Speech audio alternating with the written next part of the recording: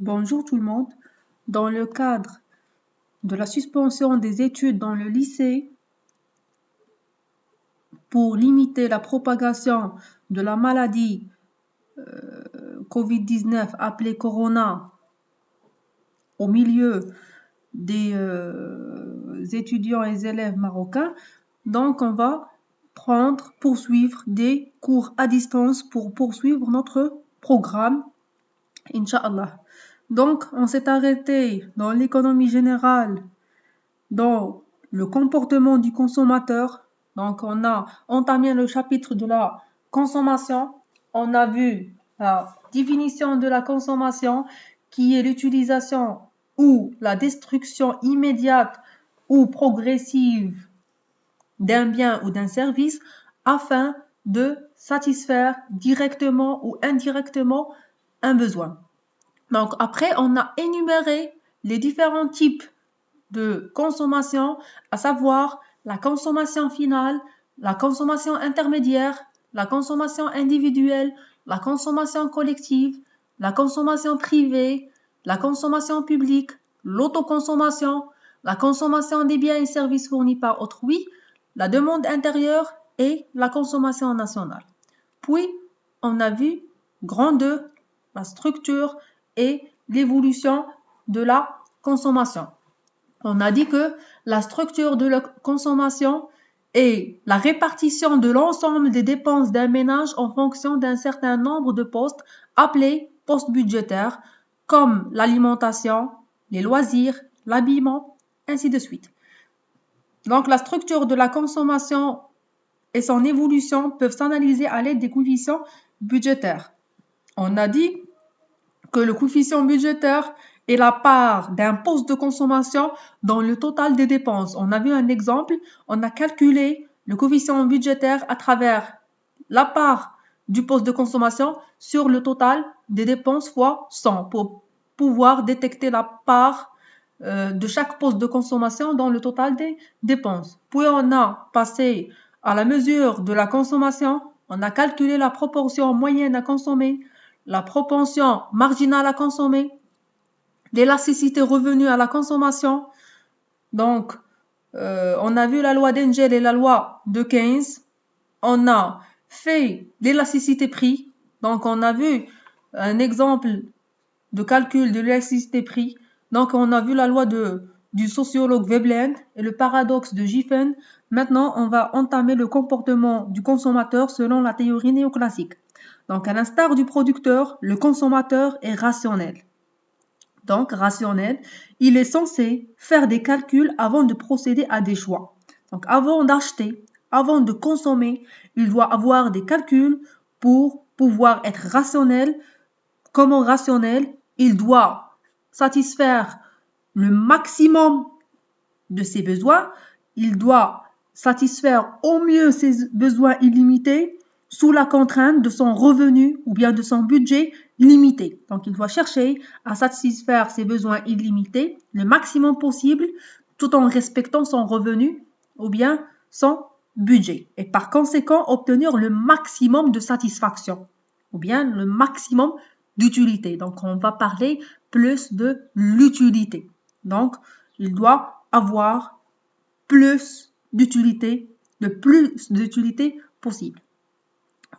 Donc, pour cela, on va distinguer deux approches de calcul de l'utilité de consommateur, l'approche cardinale et l'approche ordinale. On va commencer par l'approche cardinale de l'utilité. Donc, selon les tenants de cette approche, le consommateur est capable de mesurer l'utilité.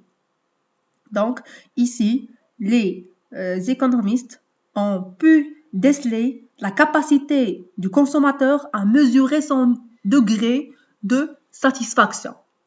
Donc, c'est-à-dire la possibilité d'attribuer un nombre à chaque niveau de satisfaction que lui procure la consommation d'un bien. D'accord? Donc, par exemple, si je vais consommer une demi-orange, ça va me procurer un niveau de satisfaction, bien une utilité de 2. Si, par exemple, je vais consommer une pomme, ça va me procurer une utilité de 3, et ainsi de suite. Donc, j'aurai la capacité de donner un nombre un niveau de satisfaction, un niveau d'utilité pour chaque bien ou bien chaque service consommé. Pour cela, on passera à un exemple pour déceler cela. Donc, il y a 3 exemples dans cette partie, dans cette approche cardinale de l'utilité. Le premier exemple va porter sur le cas d'un seul bien. Lorsqu'on a un seul bien, quel est le maximum d'utilité, quelle est la quantité qui va m'engendrer le maximum d'utilité possible. D'accord? Après, on va passer à un deuxième exemple lorsqu'on a 2 biens qui ont le même prix. Et le troisième, ça va porter sur le cas de 2 biens, mais avec des prix différents. Quelle est la combinaison optimale d'avoir un niveau de satisfaction optimal tout en respectant la contrainte du revenu. Donc, pour débuter notre premier exemple, le cas d'un seul bien, on va voir l'utilité totale et l'utilité marginale. Donc, l'exemple porte sur l'évolution de l'utilité d'un consommateur en fonction de la quantité des pommes consommées dans une période. Donc, on a les quantités, 0 pommes, 1, 2, 3, 4, jusqu'à 7 pommes. L'utilité totale. Donc, l'utilité totale, on a dit, c'est le niveau de satisfaction, c'est le nombre attribué suite à la consommation d'un bien. Donc, lorsque je ne consomme pas de pommes, j'ai une utilité de 0. Si je consomme une pomme, j'ai un niveau de satisfaction de 10. Si je consomme 2 pommes, j'ai un niveau de satisfaction de 18. Si je consomme 3, j'ai une utilité de 24. Si je consomme 4, j'ai une utilité de 28. Si je consomme 5, j'ai une utilité de 30. Si je consomme 6, j'ai une utilité de 30. Et si je consomme 7, j'ai une utilité de 28. Donc, ce qui est demandé, c'est le fait de compléter le tableau. Donc, on va calculer l'utilité marginale, puis on va représenter graphiquement l'utilité totale et l'utilité marginale en fonction de la quantité X et on va commenter le graphique. Donc, premièrement, on a déjà dit au niveau du comportement du producteur, lorsqu'on va calculer une grandeur marginale, donc on va mesurer si on va ajouter une unité supplémentaire, de combien la grandeur va varier.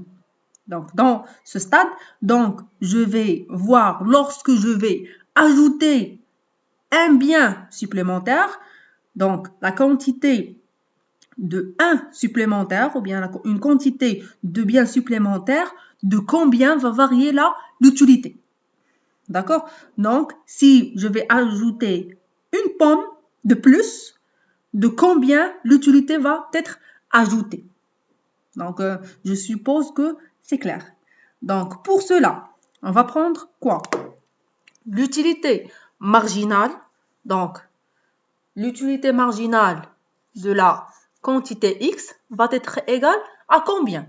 Donc, c'est la variation de l'utilité totale de X sur la variation de la quantité de X. Donc, pour l'utilité marginale de 0. Donc, la variation de l'utilité totale de 1 sur la variation de la quantité 1. Ça va nous donner combien? Donc, on a l'utilité totale est 0. Donc, on n'a pas d'utilité. Donc, l'utilité de 1. Donc, c'est 10, moins 0. Parce que dans l'utilité marginale de 0, donc on n'a pas d'utilité, on n'a pas de calcul antérieur. Donc, on ne peut pas calculer sur la base de la variation. Donc, c'est 0. On n'a pas d'utilité marginale.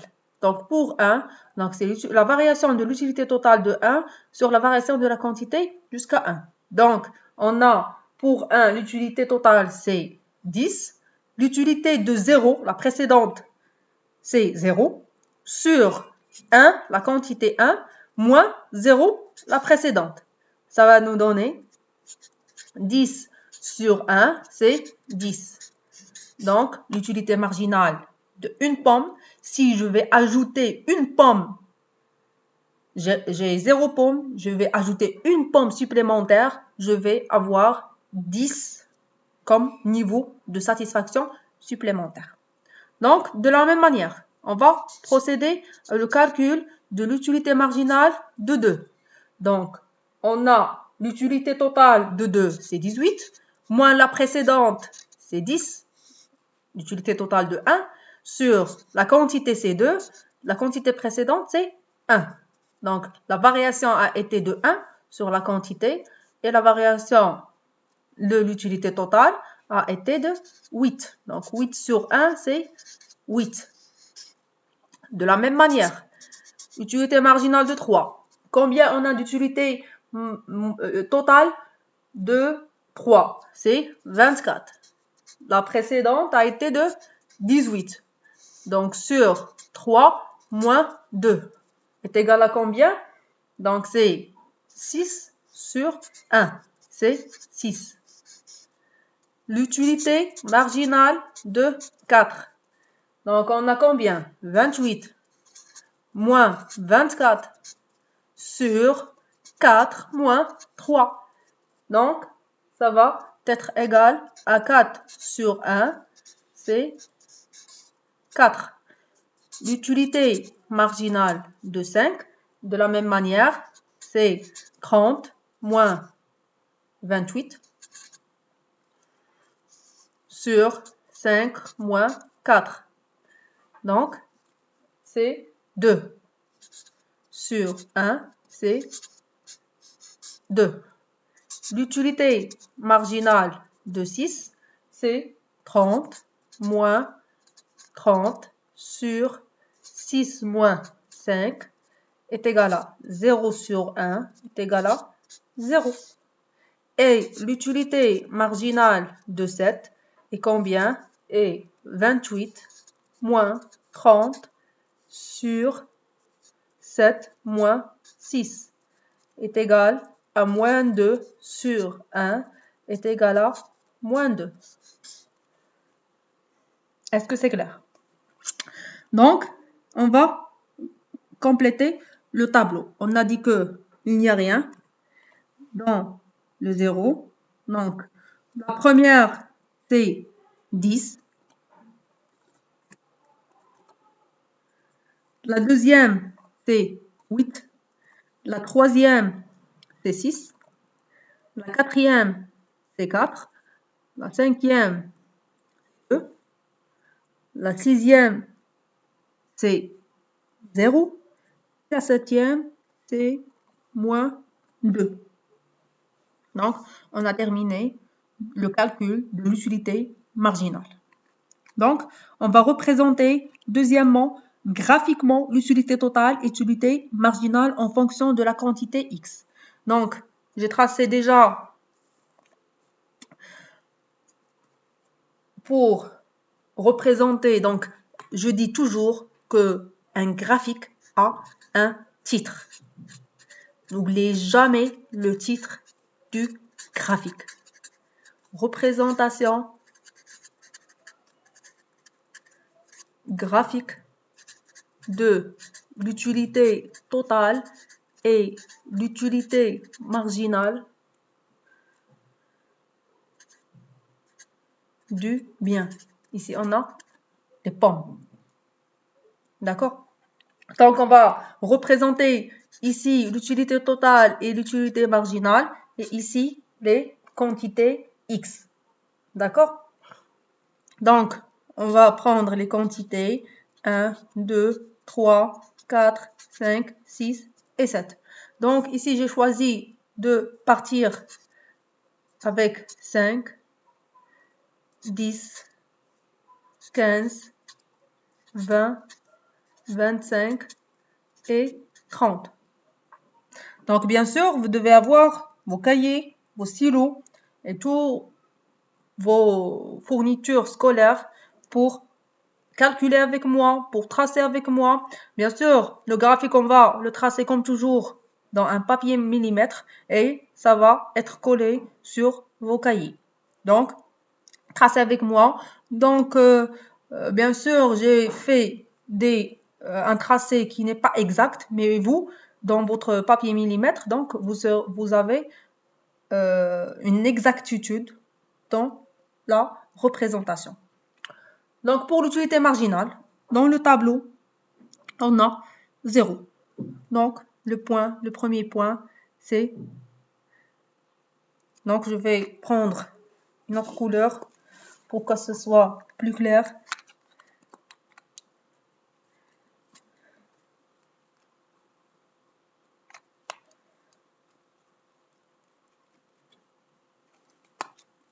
Donc, premier point, c'est 0.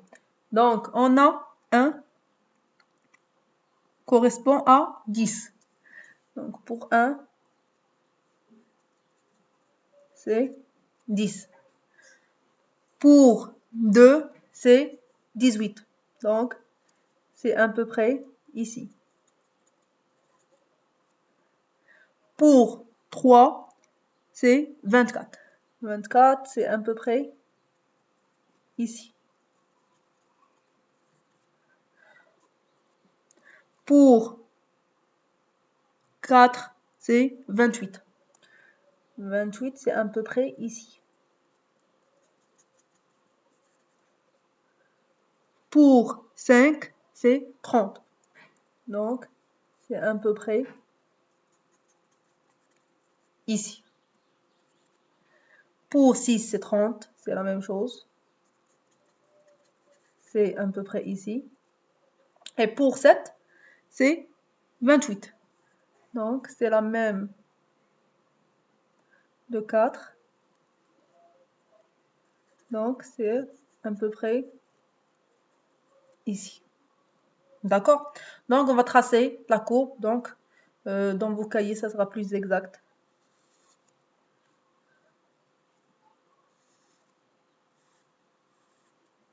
Donc, c'est approximatif. Donc, une courbe à 1 an. Donc, on a représenté l'utilité totale de la quantité x. Maintenant, on passera à la représentation de l'utilité marginale. Donc, premièrement, 0, il n'y a pas d'utilité. Donc, pour 1, c'est 10. Donc, c'est le même point. Donc, pour 2, c'est 8. Donc, c'est à peu près ici. Donc, pour 3, c'est 6. Pour 3, c'est 6. C'est à peu près ici. Pour 4, c'est 4. Donc, c'est à peu près ici. Pour 5, c'est 2. Donc, approximativement, c'est ici. Pour 6, c'est 0. Donc, c'est le point 0. Et pour 7, c'est négatif. Donc, c'est à peu près ici. Vous allez tracer par un crayon. Donc, et on va lier les points. Donc, c'est l'utilité marginale. Donc, ça sera plus clair dans vos cahiers. Donc, on a essayé de faire une représentation de l'utilité marginale et de l'utilité totale, pardon, et de l'utilité marginale dans un même graphique. Donc, qu'est-ce qu'on va remarquer? Donc, la courbe de l'utilité totale montre que les quantités consommées de pommes augmentent et que l'utilité totale croît dans le même sens jusqu'à la 6e pomme. Puis, la consommation de la 7e pomme est inférieure. Donc, l'utilité marginale donc, est de plus en plus négative et de plus en plus décroissante Donc, on trouve que la courbe de l'utilité marginale est décroissante, ce qui signifie que la consommation des pommes, plus que la consommation des pommes augmente, plus on parle de la satiété augmente et le besoin diminue. Donc, on parle ici de la satiété ou bien de point de saturation. Donc, le point de saturation, donc, il est enregistré ici. Donc, ici, lorsqu'il y a une stagnation de l'utilité, donc, il y a un point de satiété, un point de saturation. Après, donc, ça devient négatif, ce qui signifie qu'on a une désutilité.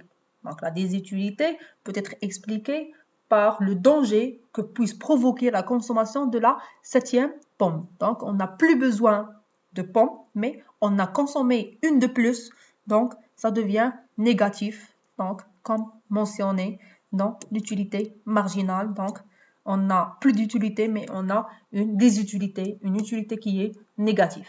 Donc, pour maximiser son utilité, le consommateur doit s'arrêter à la pomme 6. 6, c'est le maximum. D'accord? Donc, au-delà de 6, ça devient plus dangereux pour ce consommateur. On parle de désutilité. Donc, pour conclure, pour un seul bien, la condition d'équilibre, ou bien pour avoir le maximum de satisfaction, on doit, cela est obtenu lorsque l'utilité marginale est égale à 0. Donc, l'équilibre est lorsque ici, donc ici, c'est la consommation. Donc, lorsque l'utilité marginale est égale à 0. Donc, c'est la consommation de 6 pommes. Donc, c'est la quantité optimale. Au-delà, c'est pas bon. Et au-dessous, on ne peut pas avoir une maximum de satisfaction, une satisfaction maximale.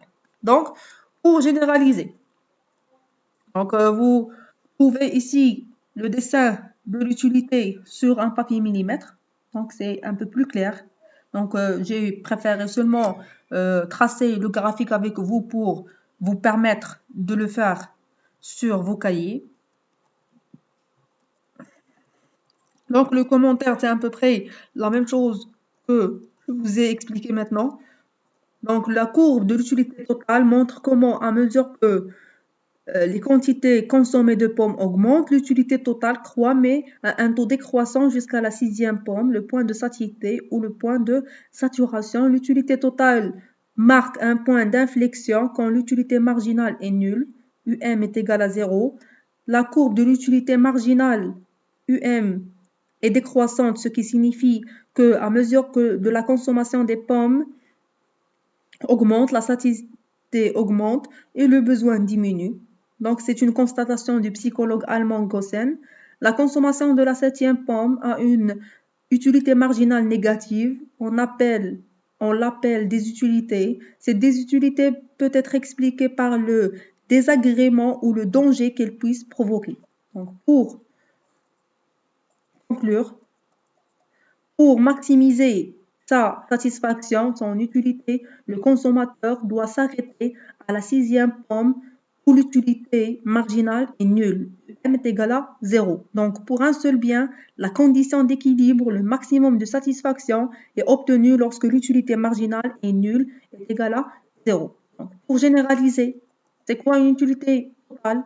Donc, c'est le degré de la satisfaction que le consommateur a procuré de la consommation d'un bien ou d'un service. La fonction de l'utilité totale s'écrit comme suit.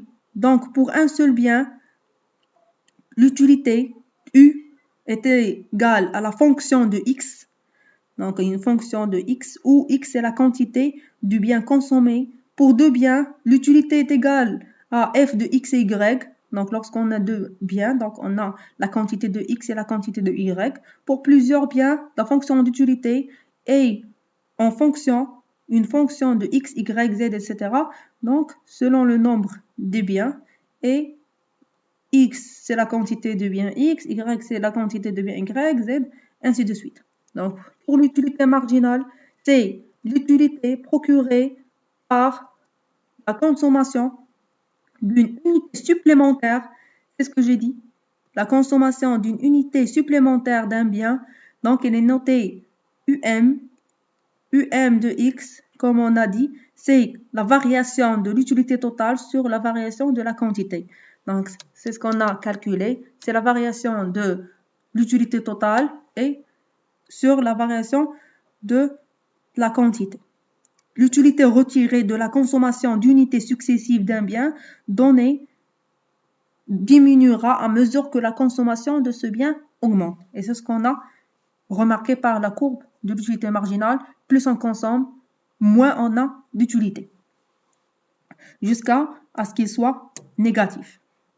Donc la condition d'équilibre, cas d'un seul bien, pour un seul bien, le maximum de satisfaction, la combinaison optimale est obtenue lorsque l'utilité marginale est nulle. Lorsqu'on a une utilité marginale qui est nulle, UM est égal à 0, donc on n'a plus intérêt à consommer parce que l'utilité a été maximisée lorsque l'utilité marginale est égale à 0.